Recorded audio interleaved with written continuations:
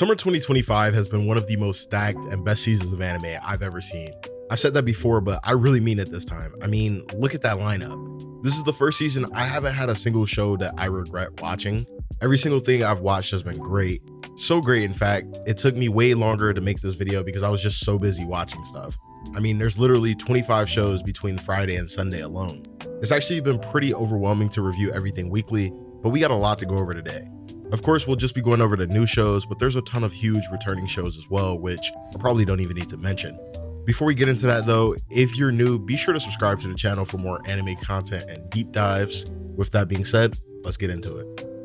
City the Animation might be number 10 on this list, but it's actually probably the most beautiful show this season. Every anime they've made after the fire, I've just been so impressed by KyoAni's commitment to pushing the creative boundaries of the medium in the face of one of the most horrific incidents in modern Japanese history. I think City the Animation is one of their best works ever. It's got such a unique art style, it's bright and colorful, and it has that KyoAni magic that we've all come to know and love. Plus, it's by the author of Nichijou, so it has a lot of that humor and generally just feels like how slice of life should feel. Nichijou was the quintessential slice of life, and this follows in that same path, taking us around the daily lives of several people in a city, just trying to get through this crazy journey that we call life. It's funny, heartwarming, and just a great time. No one does it like KyoAni, and it is great to have them back. The first of two Yuri shows on our list this season is Bad Girl. There's a lot of pro-LGBT shows this season, which is really cool, but Bad Girl is definitely the least serious of the bunch. It's just good old-fashioned comedy fun where our girl Yu is down horrendously for her senpai. So bad, in fact, she changes her entire appearance just to get her attention, sleeps with a body pillow of her, and literally prays to her. At the same time, Yu's best friend is totally into her, but puts her feelings aside and supports Yu's love life. What I love most about this show is everyone's gay as hell for someone else, and there's this hilarious love polygon going on where someone's in love with someone and that person loves someone else. It's a riot, the comedy is great, the girls are really fun, and again, it's unapologetically Yuri, which is dope. Always nice to wind down the insanely stacked Saturday lineup with this. I also just found out like 2 weeks ago, it's by Nikumaru, who is the author of one of my favorite NTR manga, Aitsu no Kanojo, which explains why everyone's getting cucked in this story. Collecting rocks has never looked this good. At this point, Studio Bai need to just forget about Mushoku Tensei and give us more cute girls doing cute things and slice of life shows. They're really making a name for themselves in that department, and Ruri Rocks is the latest entry for them. You've probably seen some screenshots of how thick Nagi is online, but I promise you, this isn't just a Gooner series. It's actually one of the most educational anime in recent memory. What I love most about this series is how you can see Ruri going from a curious guest tagging along with Nagi to being a proper mineralogist in her own right and using scientific and technical analysis. Yeah, you've got Bine's patented ass shots and fan service, but at its core, this is very much an academic and educational series that handles the field with the utmost respect and care. I love that. I didn't know anything about mineralogy coming into the show, and I feel like I've learned so much in just a few episodes. They have really made learning fun, which is amazing. I'm sure this will have motivated so many people to go out and learn about this beautiful world that we all share. Only the power of anime and cute girls can make learning about rocks this fun, right? Also, have to speak to the incredible production values here. This show looks insane for a show about studying rocks. The animation's incredibly fluid, the art and storyboarding are great. It's a piece of art and I love it. Now there's a ton of good romance this season, both returning and new shows, but Mikadono is probably one of my favorite all-time setups in a rom-com. On the surface, it might seem like your usual guy moves in with beautiful girls and gets a harem story, but the character's attributes makes this unlike anything we've really seen before. The characters defy traditional gender roles, so you have a feminine male lead and masculine tsundere girls. I love how the main character cooks for the girls, encourages them, and generally acts like a maternal figure to them, helping them to become a proper family. There's also this subplot of them being prodigies who struggle to connect with others and have all this insane pressure placed on them. And he helps them realize it's okay to chill and be average and just be yourself. It's a nice departure from usual rom-coms where the girls baby the loser main character. It's still got a few of those common tropes, but it's nice to see a different spin on the harem genre. I love all the girls so far, but Kazuki is definitely my favorite. I love masculine prince archetype female characters, and I just really love how the girls are in this one.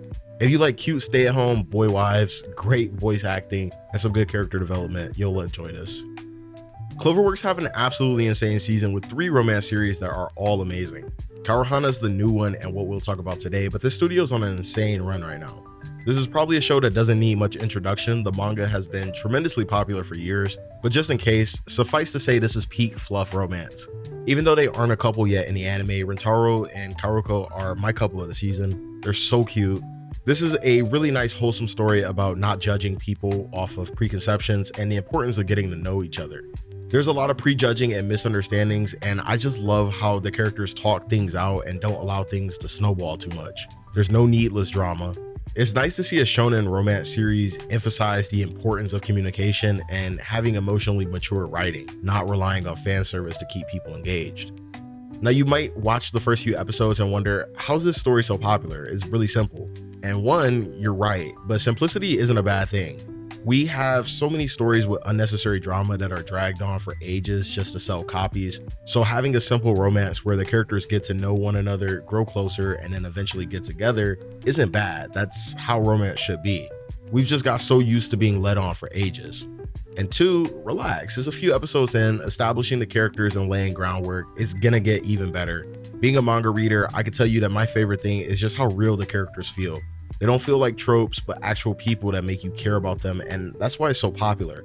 Plus, Subaru, my beloved, and Kaoruko are angels. Peak romance, as they say. Before we get into the second half of the list, over 80% of my channel viewers aren't subbed to the channel, so if you are enjoying the video, go ahead and give us a thumbs up and like, and hit that subscribe button for more content. Silent Witch, where to start? I could sit here and talk for hours about this, but I'll put it this way. Imagine if Bocchi from Bocchi the Rock went to a magical school and had to be a bodyguard to a prince. If you like that sort of extreme social aversion and awkwardness, you will love Monica. She's one of the most precious characters in the medium, but what's even better is her growth is believable, tangible, and happens at a good pace. Every episode we see her overcome some challenges and become more comfortable within her own skin. She's an extremely powerful mage who's comfortable talking about magical formula or math equations, but can't introduce herself to a new person. So the real charm of this story is Monica's development, her relationship with the other characters, and of course the wider overarching conspiracies playing out in the background. I've always said and will continue to say that female main characters are just better, and this is just another example of it.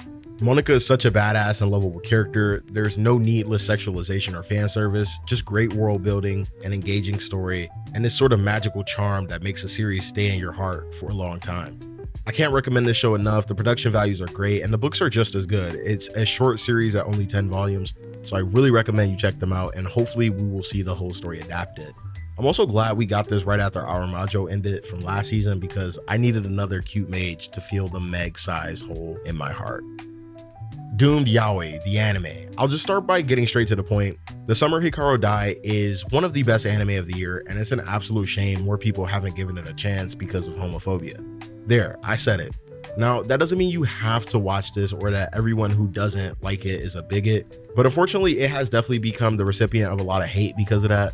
We'll come back to that later though.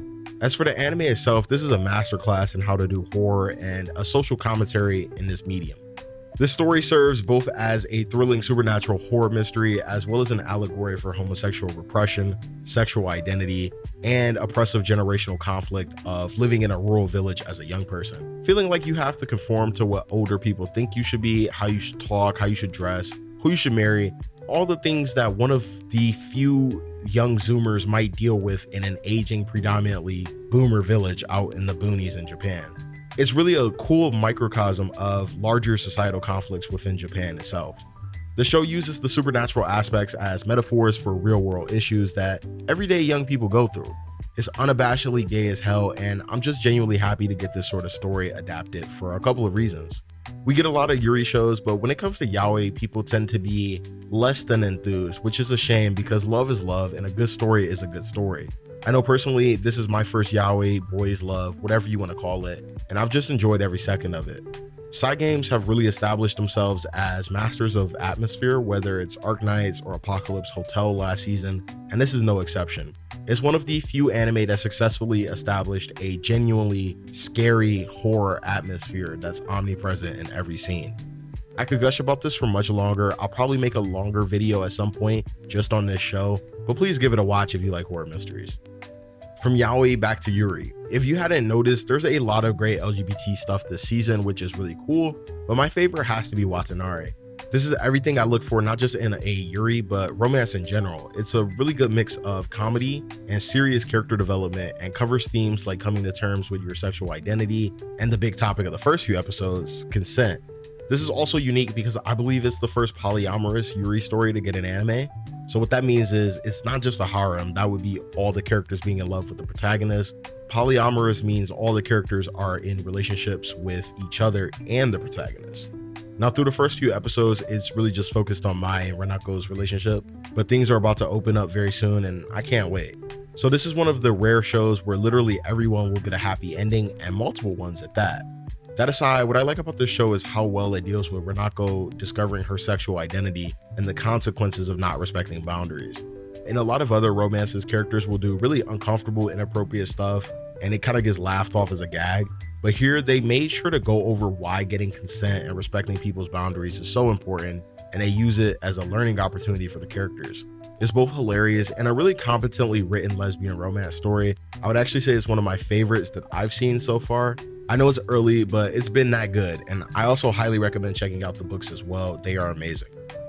Takopi's Original Sin is a really hard show to describe without spoiling it. There's really no way I could do the show justice without giving away one of the numerous mind-blowing plot twists. I'm most likely going to do a longer video after this going more in detail with spoilers about why this show is so amazing. But just for a general overview, you can sum up this story as people can be good and bad. It's a very uncomfortable, dark, but ultimately realistic story about how the cycle of abuse is passed down from parent to child and onto others. A story about 3 children that were utterly failed by their parents and how it led them down 3 unique paths that end up converging. And it's all sort of told from the perspective of an alien from a planet where everyone is happy all the time, who slowly comes to learn how horrible humanity can be. If you're a sensitive person or have been through bullying, parental abuse, or depressive thoughts, definitely be careful with this one. It is very dark and can be unsettling, but I think it's an important story that challenges all of us to be more empathetic and better people. I know I kind of talked around the story, but again, I don't want to spoil it in this video. There will be a later deep dive video, so be sure to subscribe and enable alerts for that. For now, what I'll say is this is not just one of the best anime of the year, but one of the best stories ever told in this medium, and a masterclass from a direction standpoint. I believe 2 of the episodes are near 10s on IMDb, which is insane for an anime. The last show to put up numbers like that, I believe, was Attack on Titan back in its prime. It's currently sitting at number 17 or so on my anime list too. So be sure to watch this. It's only 6 episodes as well, so it's not too much of a time commitment, and you will certainly not regret it. Clevatess premiere ticked almost every single box I have for a perfect first episode. Dark fantasy setting, badass female lead, movie-like production quality, bloody, brutal, and crazy plot twist. The only thing it was missing was a Sawano soundtrack. I knew from that point that this was going to be my anime of the season, and that hasn't changed since. Takopi's objectively a better anime production-wise and has more tangible, real-life, pertinent messaging, but I'm a sucker for dark fantasy, especially when it's maturely written, not edgy for the sake of being edgy, and has great world building like this. Clevatess is cool because it's a world where humanity are not top of the food chain and are confined to one continent, guarded in all directions by dark beast lords. The thing is, the dark beast lords don't really mess with the humans. It's the human desire to explore and our inherent curiosity that leads to conflict, setting in motion the events of the story. I love when stories have a lot of mystery, lore, and just pull you into a world like this, making you want to binge read it to find out everything.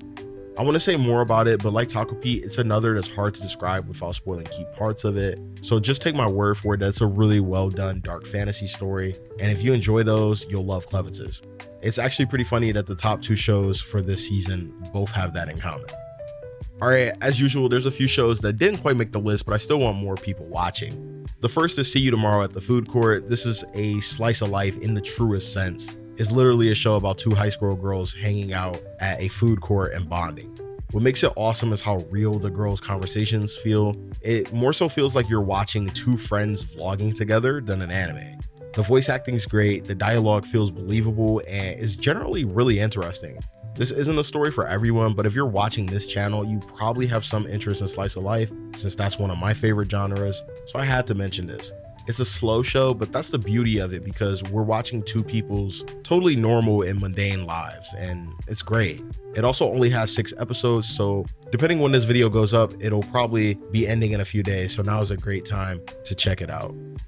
A few weeks ago, I would have had Apocalypse Bringer Mynoghra in my top 10, but this last episode sort of rubbed me the wrong way. I'm not going to spoil it, but it kind of negated one of the big reasons I like this show.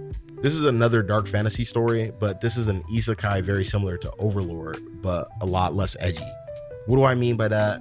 Well, one of my big problems with Overlord is how Ainz basically lets Albedo, Demiurge, and his other subordinates commit the most heinous acts of violence in his name, and he does nothing to stop them. He's basically the passenger while they steer the ship. I hate seeing innocent people killed or manipulated for no reason. I know I'm kind of soft, it's just fiction, whatever. It just doesn't sit right with me. In Mynoghra, the main character is isekai'd into a world similar to a game that he played, along with one of his NPC characters, similar to Ainz. Difference being this is a nation building strategy game, not an MMORPG. So there's more emphasis on development rather than finding other players and going home, like we saw in Overlord. I like it a lot because generally Takoto is more focused on just chilling and developing his currently very small nation. He's not interested in bothering anyone, and his right-hand woman isn't interested in that either. So as someone who likes tactical stories with good world building, I'm enjoying this a lot. Ato is one of the cutest girls this season, as well as somebody you do not want to mess with. I just hope episode 5 isn't a precursor for how this story is going to go, because that would kind of be a bummer. And last but certainly not least is the most underrated show of the season in my opinion, Hotel Inhumans. Kind of a hard one to describe, but imagine an anime version of The Continental from John Wick and the story following the guy who runs the hotel trying to help assassins accomplish their task. It's an episodic story following different hitmen every week as the two concierge provide services for them.